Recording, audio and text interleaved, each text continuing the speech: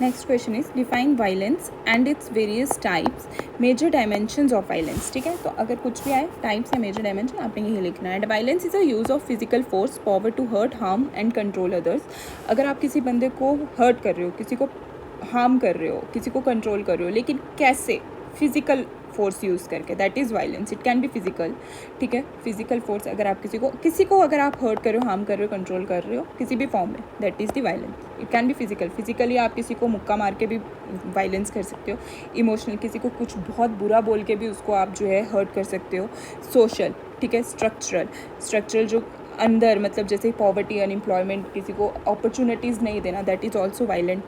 ठीक है, वायलेंस सिर्फ इंजरी या डेथ ही नहीं कॉज करता, लेकिन वो एक पर्सन की डिग्निटी, अगर आप किसी को बहुत बुरा बोल रहे हो 10 लोगों के सामने, उसकी डिग्निटी को हर्ट कर रहा है। ठीक है, वो उसकी मेंटल पीस को, ठीक है, या फिर किसी की वेल बीइंग को जो है वो हर्ट करे, वो किसी को भी कर सकता है वायलेंस। ठीक है, violence is not just physical harm, it has many dimension that affects individuals, families, societies. ठीक है, understanding this type of dimensions जो हैं वो हेल्प करते हैं हमें कैसे प्रिवेंट एंड एड्रेसिंग वायलेंस हर फॉर्म में। So first is physical dimension. अगर आप किसी को इंजर कर रहे हो, ठीक है, किसी को लग रही है, लिटरली लग रही है, that is violence, physical violence. Involve bodily harm या injury to a person, it includes beating, hitting, killing या वेपन्स का यूज़ करना। Then example, domestic violence, police brutality, assault, ये सारे क्या है? ये फिजिकल डायमेंशंस हैं। फिर उसके बाद साइकोलॉजिकल या इमोशनल डायमेंशन, जब आप किसी के माइंड को जो है उसको हर्ट कर रहे हो, किसी के इमोशंस को हर्ट कर रहे हो, जैसे बुलिंग करना किसी को, कोई शेमिंग करना किसी चीज़ के लिए, या थ्रेट्स देना, किसी को ह्यूमिलिएट करना, या किसी को कॉन्स्टेंटली आप क्रिटिसाइज़ करो, दैट इज़ फिजिकल या फिर emotional dimension of violence. Verbal abuse, ठीक है, किसी को गालियाँ निकालना, दैट इज़ इन रिलेशनशिप, या किसी को मेंटल टॉर्चर करना स्कूल या वर्क प्लेस पे, that is a kind of physical violence. आपके साथ कोई कर रहा है या आप किसी के साथ कर रहे हो तो प्लीज़ स्टॉप, अगर आपके साथ कर रहे हो तो please report. Then sexual dimension, अगर आप किसी को फोर्स्ड या अनवांटेड सेक्शुअल एक्ट्स में इन्वॉल्व कर रहे हो, आप उसकी डिग्निटी को, आप उसकी फ्रीडम को, आप उसके पर्सन की सेफ्टी को वायलेट कर रहे हो। ठीक है, जैसे कि रेप, सेक्शुअल हरासमेंट या child abuse. Okay, then comes economic dimension, controlling someone's access to money, job या रिसोर्सेज। आप किसी के पैसा, किसी की जॉब या किसी के रिसोर्सेज को कंट्रोल कर रहे हो, आप उसको डोमिनेट कर रहे हो, आप उस विक्टिम को सबसे अलग कर रहे हो। आप जैसे वुमेन को अलो नहीं करना काम करने के लिए, या उनको खर्चना, पैसे खर्च करने के लिए अलो नहीं करना, that is a kind of economic dimension, right. फिर उसके बाद cultural and religious dimension, justifying violence through harmful traditions और बिलीव्स। ठीक है, जैसे ऑनर किलिंग, माना जाता है कि हमारे यहाँ पे बिलीफ है कि अगर लड़का लड़की जो है अलग अलग कास्ट की शादी करते तो उनको मार दिया जाता है, कुछ कुछ स्टेट्स में ऐसा होता है, that is called honour killing. हम अपने ऑनर को प्रोटेक्ट करने के लिए किलिंग कर रहे हैं, आप जस्टिफाई कर रहे हो अपने वायलेंस को किसी ट्रेडिशन को बेस बना के। ठीक है, उसको बोलते हैं कल्चरल या रिलीजियस डायमेंशन। जैसे ऑफन टारगेट्स वुमेन, माइनॉरिटीज़ या स्पेसिफिक कम्युनिटीज़, या caste based discrimination, forced marriages, ये सारे किसके बेसिस हैं? कल्चरल और religious dimensions. Then structural dimension, आप इसमें एग्जाम्पल्स ढूंढ लीजिएगा। ठीक है, structural dimension, violence hidden in systems और लॉज दैट क्रिएट इनइक्वालिटी, जो सिस्टम में इनइक्वालिटी क्रिएट कर रहा है। ठीक है, जैसे कि एक बंदे को 1000 रुपये सैलरी मिल रही है काम करने की, दूसरे को 100, इनइक्वालिटी है इकोनॉमिक। ठीक है, एक अमीर हमारे देश में और अमीर होता जा रहा है, और गरीब हमारे देश में और गरीब होता जा रहा है। एक रिपोर्ट के अकॉर्डिंग जो है हमारी जो बहुत मतलब 40% प्रॉपर्टी जो है ना इंडिया की, वो 1% लोग जो हैं उनके पास है, मोर देन 50% आई गेस। बहुत सारे मतलब ज़्यादा पैसा जो है इंडिया का, वो सिर्फ टॉप टायर जो है इंडिया की रिच क्लास है उनके पास है, और गरीब जो है और गरीब होता जा रहा है। That is kind of structural dimension. ठीक है, अफेक्ट्स पोअर, मार्जिनलाइज्ड, कैसे इनको अगर आप हेल्थ केयर नहीं दे रहे हो, आप उनको एजुकेशन नहीं दे रहे हो, आप उनको लैंड नहीं दे रहे हो, आप उनको कोई भी अपॉर्चुनिटी प्रोवाइड नहीं कर रहे हो, that is a kind of structural dimension. तो वायलेंस जो है वो मल्टी डायमेंशनल है, ये हमेशा दिखती नहीं है। ठीक है, हमेशा लगती है तो खून निकलता है, वो दिखती है, that is a physical violence. लेकिन बाकी टाइप की वायलेंसेस भी हैं जो दिखती नहीं है। To build a peaceful society, अगर हमें अच्छी सोसाइटी और पीसफुल सोसाइटी बनानी है तो हमें सारी फॉर्म्स ऑफ वायलेंस को, फिजिकल, इमोशनल, इकोनॉमिक, स्ट्रक्चर, हमें इन सबको एड्रेस करना पड़ेगा, हमें इन सबको ख़त्म करना पड़ेगा सोसाइटी से, right. Okay, the next question is how is freedom from fear different from freedom from want. ये हमने अभी ऊपर स्टेटमेंट पढ़ा था, राइट। मैंने बोला था ये आगे क्वेश्चन है, हम इसको अच्छे से पढ़ेंगे। So the answer is introduced in UNDP, by UNDP in its human development report 1994 में। क्या डिफरेंस है फ्रीडम फ्रॉम फियर, मतलब protection from violence, conflict, threat to life and personal safety. आपको मतलब प्रोटेक्ट किया जा रहा है वायलेंस से, कॉन्फ्लिक्ट से, या आपकी लाइफ के थ्रेट से, आपकी पर्सनल सेफ्टी को मेंटेन किया जा रहा है। इट एंश्योर, फोकस क्या होता है इसका, इट एंश्योर फिजिकल और इमोशनल सेफ्टी, फिजिकल और इमोशनल सेफ्टी किससे, वॉर से, क्राइम से, अब्यूज़ से, रिप्रेशन से, इन सब से। Then people should live without fear और being harmed by other, whether by the state, society और इंडिविजुअल। लोगों को जो है बिना फियर के जीना है कि वो कोई उनको हार्म कर देगा, चाहे वो स्टेट हो, सोसाइटी, या कोई दूसरा बंदा आके उनको हार्म करे। ये सारे जो है ना, ये है एग्जाम्पल क्या है इसकी, protection from domestic violence, safety from terrorism या वॉर से, फिर लिविंग विदाउट पुलिस हरासमेंट या political persecution, then living laws against torture या अब्यूज़, इन सब से प्रोटेक्ट करना। मतलब एक काइंड ऑफ फिजिकल वायलेंस है, डायरेक्ट वायलेंस से जो है वो आपको प्रोटेक्शन चाहिए होती है, that is freedom from fear. अगर आपको वो मिल रही है तो आप जो है आज़ादी से जो है बिना फेयर के जी रहे हो, ठीक है। अब second is freedom from want. Want मतलब कि आपको जो है बेसिक नीड्स का असेस मिल रहा है, एक डिसेंट लाइफ मिल रही है, जैसे फूड, शेल्टर, हेल्थ, एजुकेशन।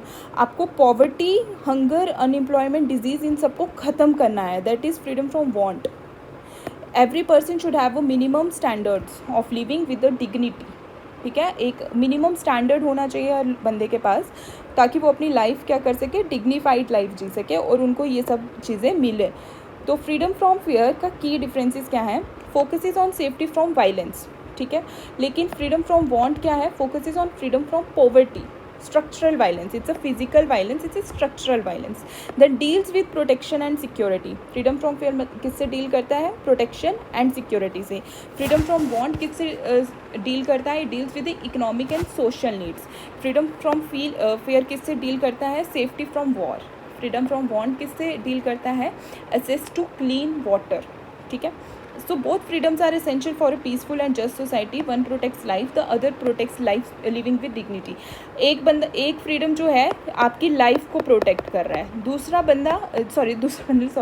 दूसरी चीज़ जो है फ्रीडम फ्रॉम वांट जो है वो आपकी डिग्निटी को प्रोटेक्ट कर रहा है, ताकि जो आपकी ज़िंदगी इसने प्रोटेक्ट की है वो आप एक अच्छे से जी सको, डिग्निफाइड जी सको, ठीक है। तो दोनों ही ज़रूरी हैं एक पीसफुल और जस्ट सोसाइटी के लिए, right. Okay, what is direct and structural violence, ये अभी आपने पढ़ा दिया मैंने आपको। ये डायरेक्ट जिससे आपको लगे, जो दिखे, जो इंटेंशनल हार्म हो किसी की ग्रुप के द्वारा या इंडिविजुअल के द्वारा। ये फिजिकल हो सकता है, इमोशनल हो सकता है, वर्बल अटैक हो सकते हैं। इसका क्लियर विक्टिम होता है, इसका अटैकर भी क्लियर होता है, किस पे हुआ है और किसने किया है वो सामने दिखता है। इमीडिएट एंड ऑब्जर्वेबल, आप वहाँ पे ही देख सकते हो कि उससे क्या इफेक्ट हुआ है। या तो ये किसकी वजह से होता है, एंगर की वजह से, हेटर्ड की वजह से, अगर आप नफरत है, या फिर कोई कॉन्फ्लिक्ट चल रहा हो। फॉर्म्स क्या होते हैं, फिजिकल असॉल्ट जैसे किलिंग, अब्यूज़, थ्रेट, वॉर, ठीक है। अगर एक पर्सन ने दूसरे को चाकू मार दिया, डोमेस्टिक वायलेंस हो रही है, टेररिस्ट अटैक्स हो रहे हैं, सोल्जर्स जो हैं वो सिविलियंस को मार रहे हैं during Wars, it is direct violence, ठीक है। स्ट्रक्चरल वायलेंस क्या होती है, जो इनडायरेक्ट होती है, जो सिस्टम में होती है, जो किसी इंस्टीट्यूशन में होती है, जैसे लोगों को खाना नहीं मिलना, लोगों को एजुकेशन नहीं मिलनी, ये सारी चीज़ें नहीं मिलना, ये बहुत देर से चलती आ रही होती है और ये छुपी हुई होती है, ये दिखती नहीं है। ये कौन कॉज करता है, ये पॉलिटिकल सिस्टम कॉज करता है, ये सोसाइटी कॉज करती है, ये इकोनॉमी कॉस्ट करती है, ठीक है। अफेक्ट किसको करते हैं, जो मार्जिनलाइज्ड कम्युनिटीज़ होती हैं, ये जो पोअर सेक्शन होती है, जैसे poverty, discrimination, unequal education, lack of access to resources. अब कोई गरीब है पोअर विलेज में जहाँ पे हॉस्पिटल नहीं है, that is a structural violence. उनको क्या नहीं मिल रही है, उनको एक्सेस टू हेल्थ केयर नहीं मिल रहा है। Caste and racial discrimination jobs और स्कूल्स में, कि दलित्स को आप उधर नहीं जाने दे रहे स्कूल्स में, दैट इज़ रॉन्ग, राइट, वो भी वायलेंस ही है। सो वुमेन जो हैं वो कम पैसे दे रहे हो आप उनको, सेम काम करवा रहे हो पर मैन से कम पैसे दे, that is economic violence. Slums जिनको क्लीन ड्रिंकिंग वाटर नहीं मिल रहा, that is health violence, right, social violence. So structural violence जो होते हैं ये छुपे हुए होते हैं, हम इनको ऑफनली ये इग्नोर हो जाते हैं, और यही जो वायलेंस होते हैं फिर वो धीरे धीरे क्या करते हैं, सोसाइटी में अनरेस्ट क्रिएट करते हैं, और नेशनल जो लेवल पे क्या होता है राइट्स होना शुरू हो जाते हैं। लेकिन ये जो फॉर्म होती है डायरेक्ट वायलेंस, ये सामने दिखते हैं, ये किसने किए हैं वो भी दिखता है, ठीक है, कौन कर रहा है। So both form of violence दोनों ही हार्मफुल हैं, ठीक है। अगर डायरेक्ट वायलेंस जो है वो सीन है और पनिश्ड ईजिली, आपको पता है कि ए बंदे ने हार्म किया है बी को, तो आप ए को उठाओगे जेल में डाल दोगे, बहुत ईजिली आप उसको पनिश कर सकते हो। लेकिन स्ट्रक्चरल वायलेंस जो होता है वो साइलेंट होता है, आपको पता ही नहीं है कि आपको पनिश किसको करना है, राइट। तो दोनों को समझना ही ज़रूरी है अगर आपको पीस मेंटेन करना है सोसाइटी में, तो right, okay. Next question is question number 9. What is terrorism? Describe its various forms. So, terrorism is an unlawful use of violence or threats to create fear. अगर आप कोई भी unlawful violence या फिर threats यूज़ कर रहा है कोई ग्रुप या फिर कोई इंडिविजुअल, क्या करने के लिए, fear क्रिएट करने के लिए, और अपना कोई पॉलिटिकल, रिलीजियस या आइडियोलॉजिकल गोल को अचीव करना है उसको, इसीलिए वो क्या कर रहे हैं कि कुछ थ्रेट्स जो हैं वो या कोई वायलेंस जो है वो क्रिएट कर रहा है, ठीक है, सोसाइटी में। That is terrorism. It target civilians, public institutions to spread what, panic, disrupt society. जैसे अभी पुलवामा अटैक हुआ, राइट, तो उसमें क्या हुआ, सिविलियंस को टारगेट किया गया और पैनिक क्रिएट कर दिया गया, है ना, और सोसाइटी में डिस्ट्रप्शन क्रिएट हुई। Okay, so what is the form of terrorism? Direct terrorism जो है कंट्री में कमिट किया जा रहा है, act of terrorism committed with in a country bye its own citizen. अगर अपने ही सिटीजन्स जो हैं वो अपनी ही कंट्री में जो टेररिज्म करें, that is domestic terrorism.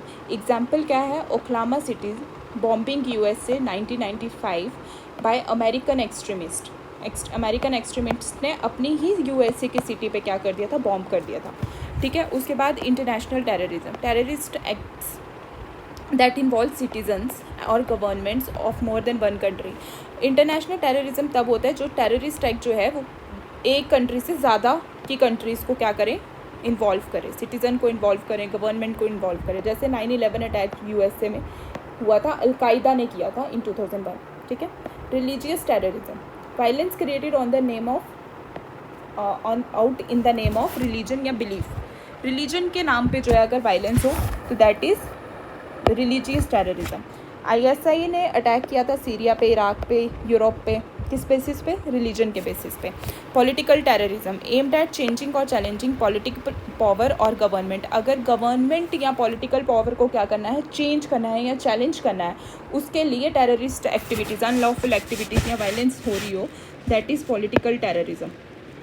Example क्या है, नक्सलाइट अटैक इंडिया में, ये किस लिए हो रहा है कि गवर्नमेंट को ओवरथ्रो करना है और नक्सलाइट्स अपनी ऑटोनॉमी लाना चाहते हैं, okay. Then next is state sponsor terrorism, जब गवर्नमेंट जो है खुद सपोर्ट कर रही हो टेररिस्ट ग्रुप्स को, उनको फंड कर रही हो, ठीक है। एग्जाम्पल जैसे कुछ स्टेट सपोर्ट करती है मिलिटेंट ग्रुप्स को कॉन्फ्लिक्ट जोन्स में। I don't want to take the name, but मुझे लगता है सबको पता है कौन सी स्टेट है और कौन से ग्रुप्स हैं जो सपोर्ट करती है, पड़ोसी हमारे।